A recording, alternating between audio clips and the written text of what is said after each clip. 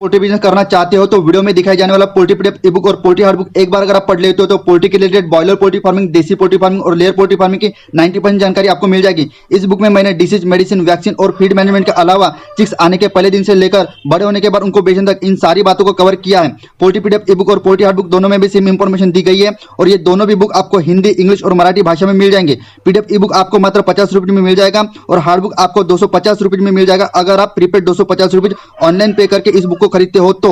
और अगर आप कैश ऑन डिलीवरी पे इस बुक को मंगवाना चाहते हो तो आपको 50 रुपये एक्स्ट्रा कैश कलेक्टिंग चार्जेस पे करना पड़ेगा। अधिक जानकारी के लिए या फिर इस बुक को खरीदने के लिए 91761143 इस व्हाट्सएप नंबर पे मैसेज कीजिए। हेलो दोस्तों, मैं हूं अभिषेक और आप देख रहे हो पोल्ट्री वाला यूट्यूब चैनल। दोस्तों, इंक्यूबेटर में रखे हुए अंडों को रोज रोज घुमाना आखिर क्यों जरूरी होता है?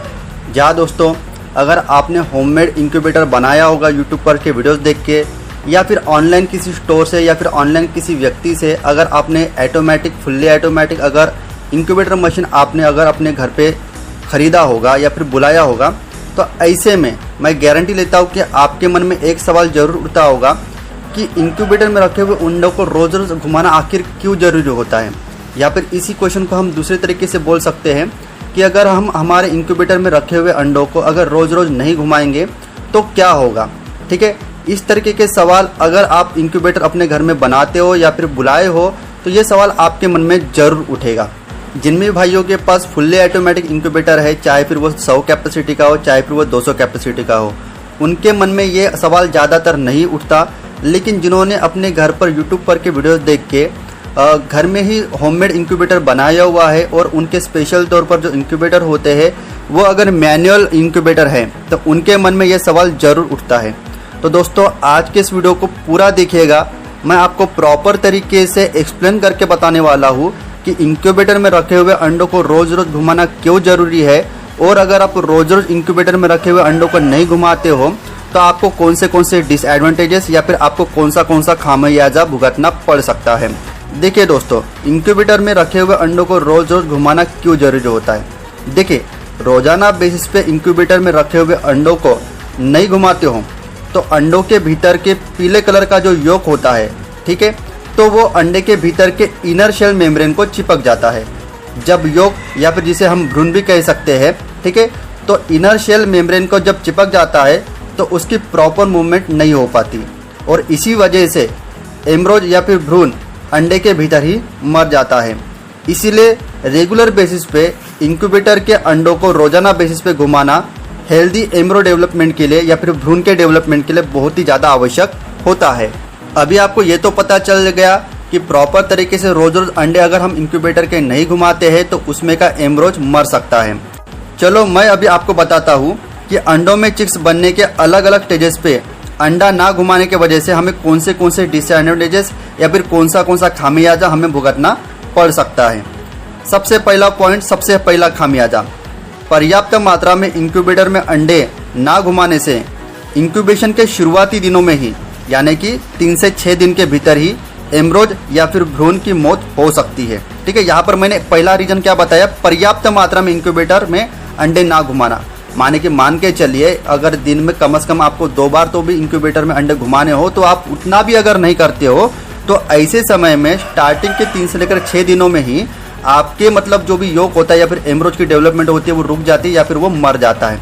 बातों को समझने की कोशिश कीजिए। ठीक है, दूसरा कारण होता है या फिर दूसरा खामियाजा हमें ये भुगतना पड़ सकता है कि सही ढंग से या फिर सही तरीके से अंडों को ना घुमाने से 7 से 17 दिन के भीतर अंडे के भीतर ही एम्ब्रोज या फिर भ्रूण की मौत हो सकती है।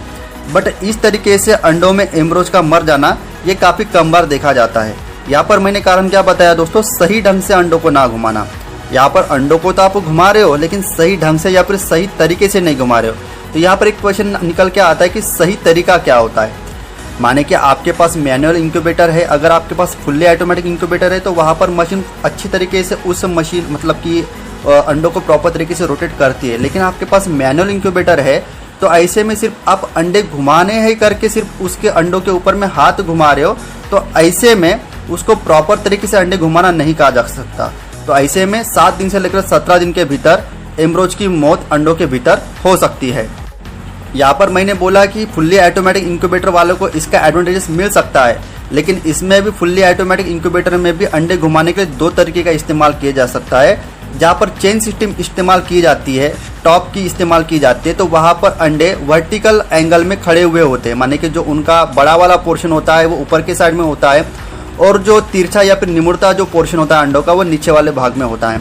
तो इस तरीके से जब 45 या फिर 50 डिग्री एंगल में जब आपका अंडा इंक्लाइंड होता है लेफ्ट साइड से राइट और राइट साइड से लेफ्ट, तो ऐसे में भी आपको मैंने बहुत बार देखा है कि इसमें इंक्यूबेटर का रिजल्ट काफ़ी कम देखने को मिलता है। जिस तरीके से हॉरिजॉन्टल डायरेक्शन में अपनी मुर्गी अंडों को पलटाती है, मतलब जो नेचुरल तरीका होता है, उस तरीके के भी एक स्लाइड ट्रेच आते हैं, उसमें अगर आप अपने अंडों से इंक्यूबेशन करवाते हो इंक्यूबेटर से, तो वहाँ पर हैचिंग रिजल्ट काफ़ी ज़्यादा देखने को मिला है। यहाँ पर एक बात आपको समझनी पड़ेगी दोस्तों, यहाँ पर नेचुरल पद्धति से जो हम इंक्यूबेशन कराते हैं उसमें हमें हैचिंग रिजल्ट काफ़ी ज़्यादा मिलता है। यहाँ पर नेचर जो प्रक्रिया से अंडों से चूजा बाहर निकलता है उसकी हम कॉपी पेस्ट कर रहे हैं, ठीक है। तो ऐसे में किसी भी प्रक्रिया में किसी भी पंछी को, किसी भी मुर्गी कोई भी वर्टिकल अंडा रख के इंक्यूबेशन नहीं करती, ठीक है। तो ये भी एक सही ढंग होता है, सही तरीका होता है इंक्लाइंड रख के आपके अंडों को सही तरीके से घुमाना, ठीक है। तीसरा खामियाजा, तीसरा डिसएडवांटेज मैं आपको बताता हूँ। एमरोज का पूरी तरह डेवलप तो हो जाता है लेकिन उसमें से चिक्स अंडों से बाहर नहीं निकलता। देखिए दोस्तों, अपर्याप्त अंडों के टर्निंग के कारण एमरोज या फिर भ्रूण की डेवलपमेंट सही ढंग से नहीं होती और योग के पोषक तत्व प्रॉपर तरीके से एमरोज डेवलपमेंट में एब्सॉर्ब या फिर अवशोषित नहीं हो पाते, जिस कारण पूरी तरह एमरोज या फिर भ्रूण डेवलप होने के बावजूद भी अंडों से बाहर निकलने में काबिल नहीं होता। कई बार चिक्स अंडों के बाहरी आवरण को हल्का सा फोड़ता है, जैसे कि आपने देखा होगा कि हल्का सा उसने उसको अंडे के बाहरी आवरण को फोड़ा हुआ होता है, लेकिन कमजोरी के कारण पूरी तरह अंडे के बाहरी आवरण को ना फोड़ पाने की वजह से चिक्स अंडों के भीतर ही मर जाता है। ऊपर में बताए गए तीनों भी कारणों में जब एमरोज अंडों के भीतर ही मर जाता है, उसके लिए सिर्फ और सिर्फ अंडों को लंबे समय तक ना घुमाना यही एक कारण नहीं होता। या दोस्तों, जितने भी कारण मैंने अभी 3 कारण आपको बताए, उसके लिए सिर्फ और सिर्फ अंडा ना घुमाना यही एक कारण नहीं होता। हो सकता है आपके इंक्यूबेटर में टेम्परेचर का बहुत ही कम या फिर बहुत ही अधिक मात्रा में हो जाना, यह भी एक कारण हो सकता है कि आपका जो एमरोज होता है वो अंडे के भीतर ही मर जाए। इंक्यूबेटर में ह्यूमिडिटी एकदम ही कम होना, मान के चले मिनिमम फर्स्ट दिन से लेकर 18 दिन तक के 50% ह्यूमिडिटी चाहिए होती है और 18 से लेकर 21 दिनों तक के 70 से लेकर 75% तक की ह्यूमिडिटी चाहिए होती है। ऐसे में 20 से लेकर 30% तक के भी ह्यूमिडिटी आपके इंक्यूबेटर में ना होना, ये भी एक कारण होता है कि शुरुआती कुछ दिनों में या फिर 18 दिनों तक के एमरोज आपके अंडों के भीतर ही मर जाए। इंक्यूबेटर में 15 दिन से ज़्यादा पुराने अंडों का इंक्यूबेशन के लिए इस्तेमाल करना, ये भी शुरुआती दिनों में एमरोज की डेवलपमेंट होने के बाद मर जाना, यह भी एक मुख्य कारण हो सकता है। तो ऊपर में बताए गए ये सभी कारण एमरोज की डेवलपमेंट होने के बाद मरने की एक मुख्य वजह हो सकती है। अभी हम बात कर लेते हैं कि दोस्तों, हम आपके पास अगर मैनुअल इंक्यूबेटर है या फिर किसी तरह का फुल्ली ऑटोमेटिक इंक्यूबेटर मशीन है, तो इतने डिसएडवांटेज अगर हमको अंडे को प्रॉपर तरीके से रोटेट ना हो पाने की वजह से अगर होते हैं, तो दिन में कितनी बार हमें अंडे को रोटेट करना सही रहेगा। देखिए, कमर्शियल तौर पर या फिर इंडस्ट्रियल तौर पर आपके पास बहुत ही बड़ी मतलब हाई कैपेसिटी वाले अंडों की फुल्ली ऑटोमेटिक मशीन है, जैसे कि 5000, 10,000, 15,000, 20,000 कैपेसिटी की। तो ऐसे में 24 घंटे के टाइम पीरियड पे हर 2 घंटे में आपको फुल्ली ऑटोमेटिक मशीन को रोटेशन का एक मतलब ऑर्डर देना होगा या फिर उस मशीन को उस तरीके से सेट करना होगा। माने कि 24 घंटे में हर 2 घंटे के बाद जब आपकी टर्निंग मशीन रोटेट करेगी तो 12 दफ़ा आपके अंडे रोटेट हो गए। अगर कमर्शियल तौर पर आपकी मशीन छोटी है 100, 200, 500, तो ऐसे में हर 4 घंटे के बाद भी आप उसको एक कमांड दे सकते हो कि आपके फुल्ली ऑटोमेटिक ट्रे उस हिसाब से रोटेट करे। मतलब 4 घंटे में एक बार ट्रे होगा रोटेट होगा, तो मान के चलिए तकरीबन 24 घंटे में 6 दफ़ा आपकी मशीन उसको रोटेट करेगी।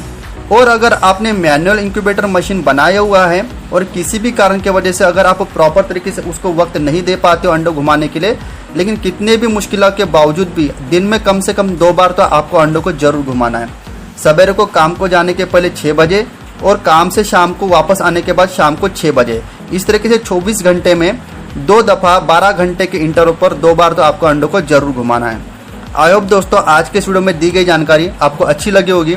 अगर वीडियो आपको अच्छा लगा होगा तो वीडियो को लाइक कर दीजिए, चैनल को सब्सक्राइब कर दीजिएगा, जिससे कि नए नए वीडियो डालने के बाद आपको उसकी नोटिफिकेशन आए।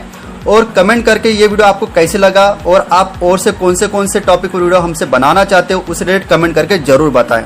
इसी तरह का पोल्ट्री का एक नॉलेजेबल वीडियो लेके मैं मिलता आपको कल के एक वीडियो में। जय हिंद, जय भारत।